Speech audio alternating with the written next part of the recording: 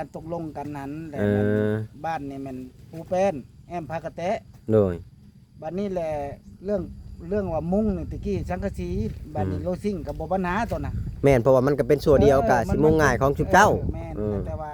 มันบ่มีการเพิ่มเติมมีแต่ว่าเปลี่ยนซื่อ แม่นแม่น ๆโดยที่การมุ้งเนี่ยเฮาเปลี่ยนหยังก็ถือว่าอันเก่าบั อั ด นเก่าเนาะ ราคาแอมนี่บัดว่ากันพากระแตะนี่คือว่าเฮาย้ายไปได้ก็ตีได้เนาะคือพากระแตะมันความละเอียดมันบ่ปานใด แต่ก่อนนี่ไว้ใช้ผ้ากระแตะบัดนี้สิไผแผ่นโซล่าและทั้งพ่อนี่สิคอขึ้นเท่าไร จังว่าแล้วก็มาถามกันว่าเท่าไหร่ ลองคร่าวๆเบิ่งหั่นนะลองตีเบิ่งหั่นนะ ให้เพิ่นตื้มอีกเท่าใดนะ แม่น 5 ล้านน่ะนะ เฮาก็สิได้ไปเสนอทางแม่เพิ่นคืนหั่นนะว่าหลังจากแต่ก่อนผ้ากระแตะแหละ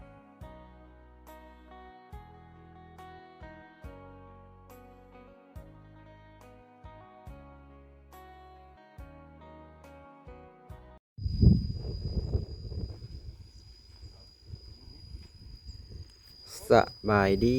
สวัสดีพ่อแม่พี่น้อง FC เบิดสู่คนการยินดีต้อนรับ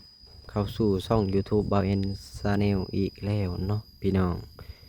ซึ่งเปิดภาพมามื้อนี้ก็มาอยู่บ้านของไอซิงเพิ่นอีกแล้วเนาะซึ่งมื้อวานนี้ทางเฮาก็ได้ย่อขึ้นเนาะพี่น้องเนาะก็คือการย่อนี่เฮาจะย่อด้านล่างก่อนเนาะพี่น้องด้านที่บ่อนบ่าวซิงนอนพุ่นแหละด้านนะเนาะพี่น้องก็จะย่อ4เสาก่อนหลังจากนั้นก็ใส่โครงหลังคาบ้านตัวใหญ่แล้วก็มาใส่โครงหลังคาทั้งหน้านี่เลยเนาะพี่น้องเนาะก็คือเฮือนนี่จะเฮ็ดทรงโมเดิร์นเนาะพี่น้องเนาะหลายคนก็ติคอมเมนต์เข้ามาว่าบ้านเป็นหยังคือเฮ็ดเตี้ยแท้เนาะพี่น้องเนาะก็บ่เตี้ยเนาะพี่น้องเนาะเพราะบ้านมันก็บ่ใหญ่มันก็4x6ถ้าว่าเฮาเฮ็ดสูงมันก็สิบ่สมส่วนอะไรมันจะสูงๆไม่ต้องจ่องอยู่อันนี้ก็แบบว่าบ้านกระเทินบ้านมันเตี้ยแล้วก็เฮ็ดให้มันสมส่วนอะไรนะพี่น้องกระเทินบ้านมันน้อยนะบ่เห็นว่าผิดเนาะก็เลยเฮ็ดให้มันสมส่วนถ้าว่าเฮาเฮ็ดสูงมันก็บ่สมส่วนมันก็เบิ่งแล้วมันก็สิสูงเกินไปเนาะซึ่งมื้อนี้บ้านไอซิงก็มีการเปลี่ยนแปลงเนาะพี่น้องเนาะแต่ก่อนนี่จะมุงสังกะสีเนาะพี่น้องเนาะตอนนี้จะเปลี่ยนมามุงอาโรซิงเนาะพากันแต่ก่อนจะเอาแอมพากระแตะตอนนี้ก็จะมาใส่พาโซล่านะพี่น้องเนาะคือการใช้พาโซล่าเนี่ยก็จะใส่สีเขียวเด้อพี่น้องเอ้ยสีเขียวมันจังแนมมาจังเจิดจ้านะพี่น้องแนมมาก็เห็นเลยเนาะเดี๋ยวว่าแนมมาไกลก็เห็นนะว่าง่ายกันนะพี่น้องเนาะแล้วที่นี่ทางสร้างเพิ่นก็เลยขอขึ้นค่าแห้งนะพี่น้องเนาะแต่ก่อนนี่ค่าแห้ง5 ล้านนะพี่น้องเนาะแต่ก่อนที่แอมพากาเตะนั่นแหละและที่นี่เพิ่นก็เลยขอขึ้นพอดีเป็น7 ล้าน 5เนาะคือ7 ล้าน 5นี่ก็จะเว้าคร่าวๆเลยพี่น้องเพราะว่าเอายังบ่ได้คุยกันตกแตกก็มีแต่ว่าถ้าทีมงานมาครบทางบ่แซนมาครบและทางบ่แอนก็ได้แจ้งทางแม่เพิ่นไปแล้วนะพี่น้องว่าสร้างนะขอราคาเพิ่มขึ้นอีกหลังจากที่5 แสนก็5 ล้านเนาะพี่แดงก็เปลี่ยนมันเป็น7 ล้าน 5เนาะพี่น้องอันนี้ก็ได้เดี๋ยวก็จะอัปเดตให้พ่อแม่พี่น้อง FC เบิ่งว่าหลังจากที่ฮะไม่เสล่าเจ้าไหลบ่มารวมจักตับรวมทั้งไม้ประลม14 14ตับ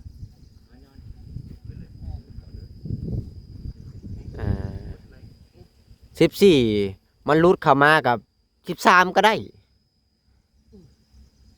เอา13บ่ 14นี่อยากเหลือเอา14เลยบ่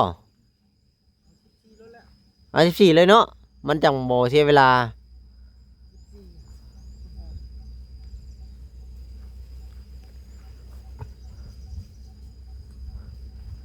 14นี่เหลือ13ก็ได้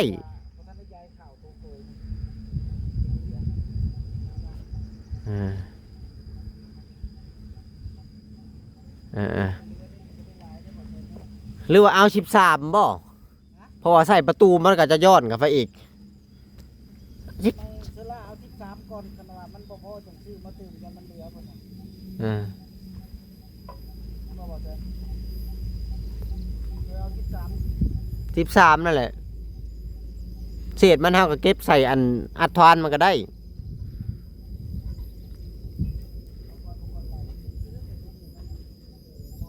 เอาพี่น้องเอ้ยก็คุยกันเรื่องพาโซล่านี่แหละเนาะพี่น้องเนาะ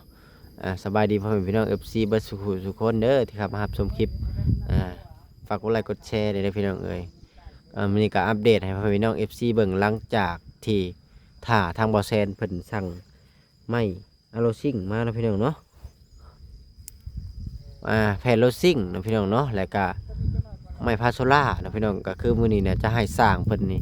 เฮ็ดให้มันแล้วนะพี่น้องเพราะว่าฮอดยามให้ยามนาแล้วเพิ่นก็พาวลงให้ลงนากับปานนี้หั่นแหละโอ้แดดแห้งพี่น้องเอ้ยเดี๋ยวเอาหมวกก่อนเถอะพี่น้องเนาะแดดแห้งอีหลีนี่เอารถไปเข้าห่มก่อนนะพี่น้องเอาหมวกแล้วก็เอารถไปเข้าห่มก่อนมันแดดแห้งบ่ไหวมื้อนี้ฮักเฮ็ดหน้าแดดเลยพี่น้องเอ้ยแดดมื้อนี้เอาเข้าห่มก่อนพี่น้องพี่น้องก็หลังจากที่มาเข้าห่มกลับมาถ่ายบริเวณรอบๆเนาะพี่น้องให้พ่อแม่พี่น้อง FC เบิ่งทุกมุมให้เอาไปซั่นซะเบิ่งมุมหน้ามุมหลังเนาะพี่น้องเนาะก็คือมื้อนี้ครับเพิ่นจะเอาใส่ซีโม่ให้มันแล้วเบิดเพิ่นอยากมุ้งเนาะพี่น้องให้มันแล้วหั่นแหละคือเฮือนนี่ก็จะ4x6เด้อพี่น้องเอ้ย4 เมตรคูณ6 เมตรเนาะทั้งแม่นทั้งนี้ครับเพิ่นใส่แล้วเนาะพี่น้องโต๊ะบ้านข้างนี่นะใส่แล้วแล้วจังนั้นเพิ่นก็จะใส่ตรงเนาะพี่น้องใส่ตรงปูแป้นขึ้นมันก็แล้วเนาะก็คือบ่อนี่ฮะจะบ่ได้ปูไว้เพิ่นเนาะพี่น้องไปให้มันโล่งๆทางแม่เพิ่นเอาคำสั่งมาว่าอยากให้บ่แอนนี่เอาตะนางมาอ้อมให้เพิ่นนะพี่น้องบ่ให้หมู่มาครับไปอยู่ในนะเดี๋ยวพี่น้องเนาะถ้ามีงบประมาณก็น่าจะเทให้เพิ่นนะพี่น้องเทบนเพิ่นอยู่นี่คือเตียงกับเพิ่นเอามาอยู่นี่ก็ได้แล้วนะพี่น้องบ่จำเป็นต้องเอาเข้าเพิ่นตัวนี้เพราะว่ามันนี่มันก็โล่งอยู่แล้วเพราะว่าเฮาบ่ได้ปูซั่นนี่มันก็ถือว่าโล่งใหญ่แล้วเนาะพี่น้องนี่แหละหลังจากนั้นเพิ่นก็ใส่ตรงเนาะพี่น้องเนาะก็ตอนนี้เพิ่นก็ยังไล่อยู่เปลี่ยนมุงแฟนโลซิ่งเนาะพี่น้องก็มันก็งามกว่าสังกะสีเด้เอาสีจะเจิดก็โอเคอยู่ได้พี่น้องเอ้ยนี่แหละเนาะจะให้เบิ่งบรรยากาศรอบๆก่อนบ่แอนก็จะอธิบายให้พ่อแม่พี่น้อง FC เบิ่งเนาะคนที่เข้ามารับชมคลิปกันเนาะพี่น้องฝากกดไลค์กดแชร์ต่อไปในเด้อพี่น้องเอ้ยบ้านนี่ก็พอดีต้องออกต้องแอกอยู่พี่น้องหลังจากที่ขึ้นมาเนี่ยเรืออยู่1.30 เนาะพี่น้องนี่ทางสร้างเพิ่นก็ยังไล่ไม้อยู่เพราะว่าไม้มันบ่พอได้ใช้ไม้ลายพอสมควรเลยพี่น้องขนาดเฮ็ดบ้านหลังน้อยๆได้นี่ถ้าไม่เฮ็ดใหญ่ๆนี่แฮงโอ้บ่อยากสิว่าเลยถ้าเฮ็ดหลังใหญ่ๆนี่ก็ได้ตอนนี้เพิ่นกำลังไล่ไม้เนาะพี่น้องทางบ่อซิงเพิ่นก็ยืนเบิ่งพุ่นเลยเนาะพี่น้องผู้เพิ่นก็ท่าสร้างใส่เก็บหันเก็บนี่เนาะพี่น้องตอนนี้กำลังไล่ตรงเนาะตรงนี้จะถึกอยู่เท่าไรได้เนาะ4เป็น6 4เลย 4 ไล่ถึงต้นมอบเสาเลยบ่ แม่นบ่ได้เป็น8ตัวนี้หาเป็น10 18เซน เซตนี่บ่เอาบ่ตัวขวางมันน่ะเนี่ยมันต้องมีตัวยันกลางอีกเด้ ยันกลางนั่นมันเศษอยู่นี่เกิดพี่ชัดจะไปตัดเอา ตัดเอาตัวเศษมันเนาะมัน นี่มันเลยตัดฮะ 18ไล่เช้าเสร็จลดไป นี่เลยตัวมันเหลือ เออ ตัวนี้ละ6 เซน เลิกโอ๊กแล้วอะไรนั่นนี่มันมีแต่18บ่18ก็เอาอีก12เลิก6ถ้าว่าอย่างนั้นก็เอาเผื่อมันจาก2 เซน เอา14เซนเนาะ 18เนาะตัวนี้18จะ6เป็นเท่าใด 24เอา2เอามาเติมอีก10 เซนบ่ 10แล้วไม่เหลือ6เจ้าไล่18มันก็เหลือ12ก็เอาเพิ่มก็เอาเป็น14แม่นบ่ เอา14 เซน18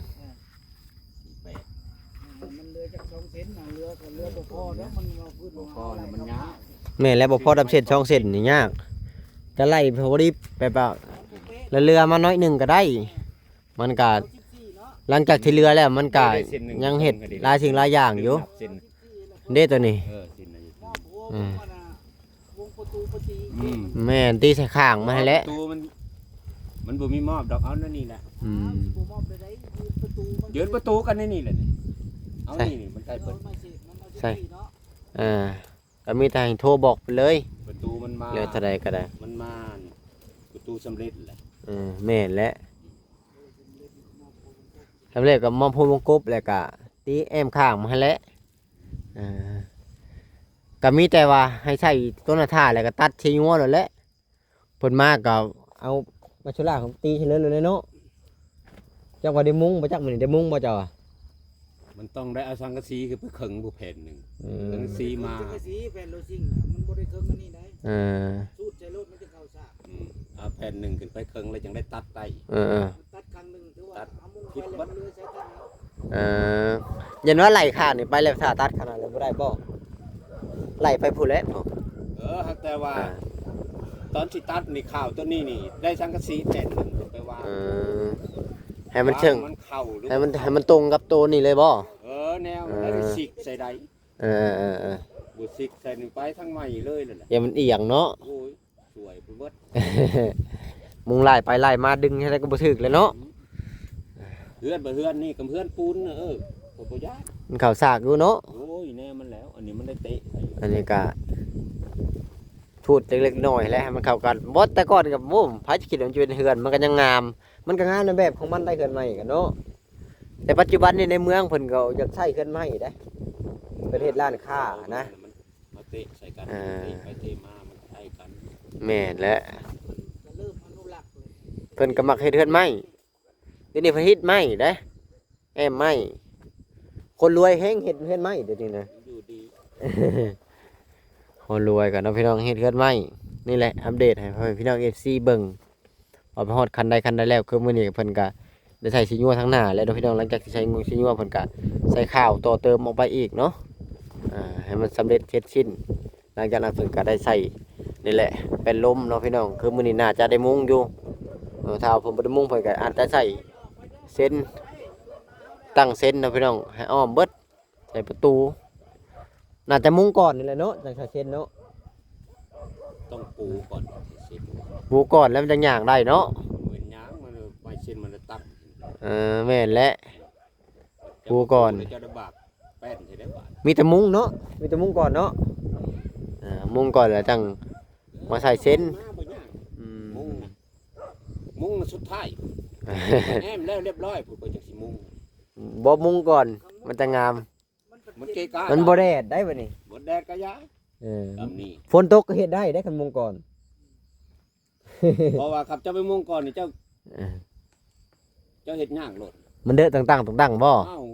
เจ้า อ่า ยืนบ่ได้แล้วบาด บ่ก็คือมื้อนี้สมมุติว่ากะอัดทานก่อนก็ได้เนาะมันจังบ่ได้ยากขึ้นเหยียบหรือว่าเฮ็ดจังไดบ่หรือขึ้นตามหลังบ่ ถ้าว่ามันมานี่แป้นมาเลยสิได้ปูนี่ สี่โตเด้อเอามา ปูแล้วนี่อย่าลืมไม่ตรงมันมาอีกได้ฮะจักสิน อันไม่ตรง3เส้นกันเมื่อวานนี่นั่นใส่เลยเด้อแม่น ต้องคุยโทรศัพท์กับบาเซ ๆ น จะเบิ่งแน่นี่จุดนี้ยันมันเขาเอาไม้แตกมัน ไล่ 3เส้นตัวนี้ไม้แตกไปให้มันจะบวกมันหน้าไม้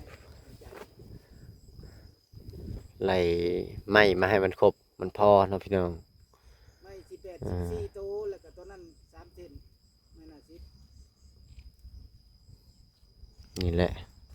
พออยู่เนาะ โอ้ไปพาจะล่ายัง เฮ็ดงามเลยเนาะยังแจ่มเลยเนาะเต้อคักขึ้นกว่าเก่าแล้ว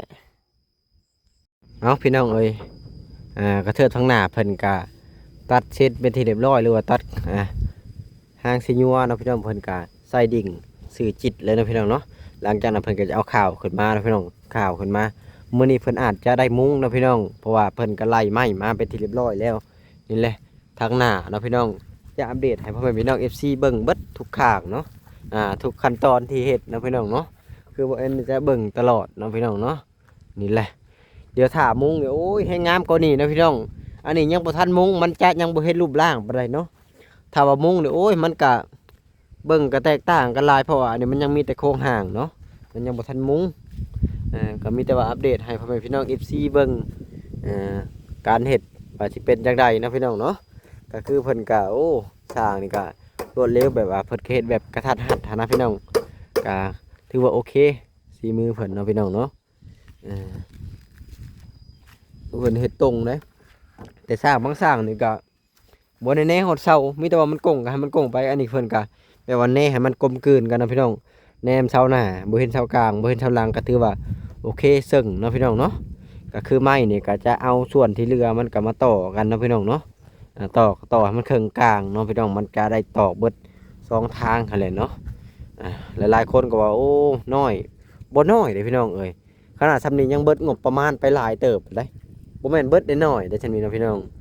ซื้อไม้นี่ก็มื้อน่ะก็ยังเบิด6.8 ล้านแหละคือมื้อนี้ก็เอามาเพิ่มอีกพอรวมแล้วก็7-8 ล้านแหละเนาะพี่น้องเนาะรวมทั้งค่าสร้างอีกก็ประมาณ7 ล้านเนาะพี่น้องตีคร่าวๆก็14 ล้านแล้วเด้นี่คร่าวๆนี่ยังบ่ได้รวมสังกะสีได้นี่พี่น้องยังบ่ได้รวมไม้ปูอีกยังบ่ได้รวมแผ่นไม้โซล่าอีกได้นี่เนาะพี่น้องโอ้รวมแล้วนี่ห้วยเบิดหลายเติบเลยนะพ่อเนาะ เจ้าก็ไป20 กว่าล้านบ่ไปจักเนาะรวมเบิดแล้วนี่ตกอยู่แต่ว่ารุ่นนี้20ปลายเนาะ30แล้ว 30บ่30 ล้านโลด ประมาณพุ่นเลยเนาะ20เศษๆเนาะก็บ่ฮอดก็ได้ซ้ำนี่ได้มีพี่น้องบ่ได้เฮ็ดใหญ่ได้นี่ก็เหมือนปูนแฮงบ่ได้นับนี่ได้เนาะ รุ่นยังหลายกว่า ปูนนี่ก็ลดละล้านเนาะพี่น้องเนาะบางบ่อนก็ล้านปลายบางบ่อนก็ล้านปูนได้นั่นพี่น้องเสามันก็แพงอีกอิฐบล็อกสาบอีกเนาะพี่น้องซื้อแห่ซื้อทรายซื้อปูนโอ้ก็เบิดหลายเนาะพี่น้องขนาดนี้เฮาว่าสิเฮ็ดให้พอได้อยู่ได้เซาได้นี่พอได้อยู่ได้เซายังเบิดหลายขนาดนี้ได้นี่เนาะพี่น้องพอได้อยู่ได้เซาซื้อๆได้นี่ทางบ่อซิงเพิ่นก็หุงข้าวเนาะพี่น้องเด้เพิ่นหุงข้าวหลังจากที่เพิ่นช่วยสร้างปอดไม้ปอดตอกเพิ่นก็ไปกินข้าวเนาะหุงข้าว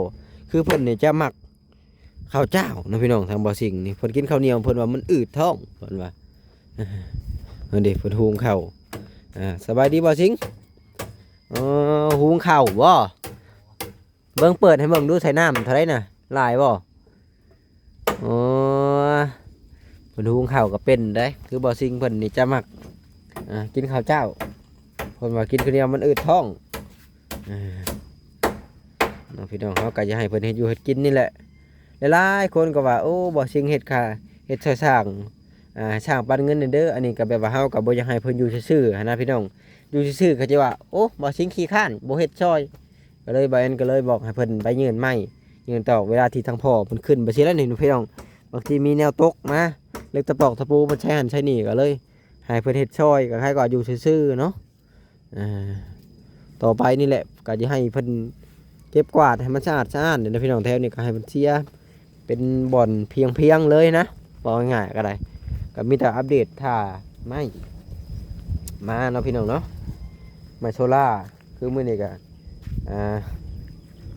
อาร์ซิงกลับมาเนาะพี่น้องมีหยังกลับมานะมื้อนี้นะเกือบว่าครบเกือบทุกๆอย่างพุ่นแหละยังแต่เป็นปูแหละที่ยังบ่ทันมาก็ได้น่าจะมาทีหลังเป็นปูเนาะพี่น้องนี่แหละเนาะพี่น้องถือว่าโอเคสำนี้ก็ได้ถือว่าเป๊ะเนาะพี่น้องงามเนาะคือเศษมันนี่เพิ่นก็จะเอาไปเฮ็ดเส้นมาให้แหละเนาะพี่น้องตัวไปทางกลางมาให้แหละเอาไปใส่ไม้เพิ่นจะบ่ทิ่มใส่ทุกอย่างนะพี่น้องคือต้นสั่นนะเพิ่นก็จะเก็บขึ้นไปต่อเอาเนาะพี่น้องเก็บใส่เบิดทุกอย่างนะเดี๋ยวจะให้เบิกไก่ก่อนพี่น้องมุมไก่เด้อพี่น้องเด้อเอามุมไก่ก่อนระหว่างทางหน้ามาได้นี่พี่น้องเลยหลายๆคนก็โอ้ยันมันเบิดโพดยันมันต่ำก็คือบอเอ็นเบิ่งแล้วพอดีนะพี่น้องคือบอเอ็นนี่กำกับทุกอย่างเนาะเพราะว่าบอเอ็นก็เป็นสร้างบอเอ็นก็เบิ่งออกว่าตัวใดมันพอดีพองามตัวใดมันขี้ไล่ในหูในตาบอเอ็นก็เบิ่งเบิดเนาะพี่น้องนี่แหละอัปเดตให้พ่อแม่พี่น้อง FC เบิ่งนะการทำบ้านไอ้สิ่งนี่แหละว่าฮอดใส่เนาะพี่น้องเดี๋ยวจะให้เบิ่งอันนี้จะเป็นเลข1เนาะพี่น้องเลข1มันจะแจ้งกว่าเลข5นะพี่น้องเพราะว่ายังมันคมชัดกว่าเลข5นี่ดิทางเพิ่นก็บอกเพราะเพิ่นจะมักเอาเลข1เพราะว่าเฮาอยู่ใกล้มันก็เห็นมุมทุกอย่างนะพี่น้องเลข5นี่มันเห็นมุมไกลเลข1มันจะเห็นใกล้ๆแต่ว่ามันจะชัดเจนกว่ากันนะภาพมันก็จะคมชัดกว่าแต่ว่านี่มันเห็นทุกบอลนะพี่น้องก็เลยเอาเลข5เนาะก็คืออันนี้บอลแอนยืนอยู่ใกล้ๆเลยพี่น้องเลย ใกล้ประมาณเมตรกว่านี่ฮอดนี่ก็เนาะพี่น้องมันก็จะเห็นลายเก่ากันนี่เพิ่นก็นี่แหละเนาะพี่น้องทางสร้างเพิ่นก็ได้เอาอัปเดตให้เบิ่งทุกบอนทุกมุมเลยนะบ่เอ็นนี่ยืนติดอยู่นี่แหละคือจังนี่เพิ่นก็วางข่าวเนาะพี่น้องเพิ่นใส่สิญัวแล้วเลยเด้สิญัวเพิ่นก็จะใส่อยู่4เส้นเนาะพี่น้องเพิ่นเอาหน้า10ที่แรกๆบ่เอ็นว่าสิเอาไม้48น่ะเพิ่นยันมันอ่อนเนาะพี่น้องเพิ่นก็เลยว่าเอาไม้หน้า10ซะมันจะแข็งเพิ่นก็เลยเอาไม้หน้า10ให้เพิ่นเนาะพี่น้องนี่แหละคือทางนี้ก็แล้วนี่เนาะนี่แหละหลังจากที่ทำเสร็จกับแม่งามเนาะพี่น้องเนาะเพิ่นบักเพิ่นก็เนียนเลยตีเข่าจนบ่อยากเข่าเสากระตะปูดเนาะพี่น้องเนาะอันนี้เพิ่นก็ดีใช้เส้นอีกเด้ที่แรกว่าใช้ผ้ากระแตะมันก็อ้อมไปได้ก็ได้เนาะพี่น้องแต่ที่นี่ก็ใช้ไม้โซล่านะพี่น้องมันก็ต้องจำเป็นได้แนบไม้48เพื่อความตรงเพราะว่าเสาอันนี้มันบ่ค่อยตรงเขาก็ต้องแนบนะพี่น้องให้มันต้องตรงกันนั่นแหละแนบเบิดนี่แหละเนาะพี่น้องเดี๋ยวจะขึ้นให้เบิ่งก่อนโอ้ส่งขาดกว้างนี่แหละเนาะพี่น้องโอ้ยนี่แหละเนาะพี่น้องอันนี้จะเป็นทางเทิงมันนี่นะพี่น้อง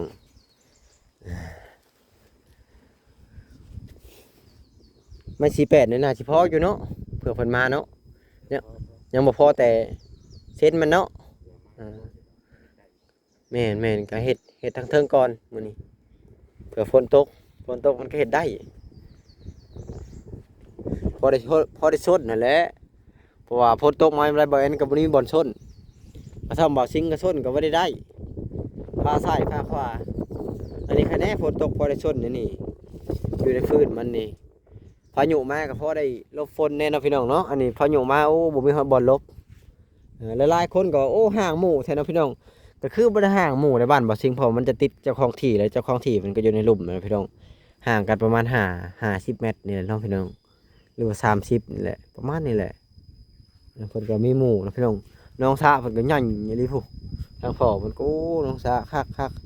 บรรยากาศก็เขียวนะพี่น้องเฮือนก็เฮือนสีเขียวเข้ากับธรรมชาติขนาดเลยบ้านสีเขียวเป็นบ้านสีเขียวเลยนะแม่เพชรเพิ่นเฮ็ดแล้วเพิ่นเฮ็ดจัดเต็มแล้วได้ทางแม่เพชรเพิ่นเฮ็ดเพิ่นทุ่มเทเลยนับแต่ดินคือการเฮือนชาตินี่ทั้งแม่เพชรเพิ่นออกลายกว่าหมู่เนาะพี่น้องก็คนอื่นก็ออกคือกันเนาะพ่อแม่ทางต่างประเทศก็ได้แต่ก็ออกบ่ได้ทำลายใช่แม่เพชรเนาะแม่เพชรเป็นทุ่มเลยนะพี่น้องทุ่มลายกว่าหมู่เลยอันจะได้บ่เอ็นก็ขอขอบคุณทั้งแม่เพิ่นหลายๆแต่ให้บ่เอ็นมีส่วนร่วมหรือว่าเป็นในสะพานบุญในครั้งนี้หั่นแหละเบิ่งนะพี่น้องนี่คือมาตรวจงานเลยพี่น้องเอ้ยไม้ก็งามเนาะพี่น้องแต่ก็ยังบ่ร้อยปานใดยังแข็งอยู่เนาะไม้เนาะถือว่างามอยู่แต่ว่าก็ยังแข็งเนาะพี่น้องจะได้ก็ฝากพ่อแม่พี่น้อง FC วัดสู่คนฝากกับกดไลค์กดแชร์กดติดตาม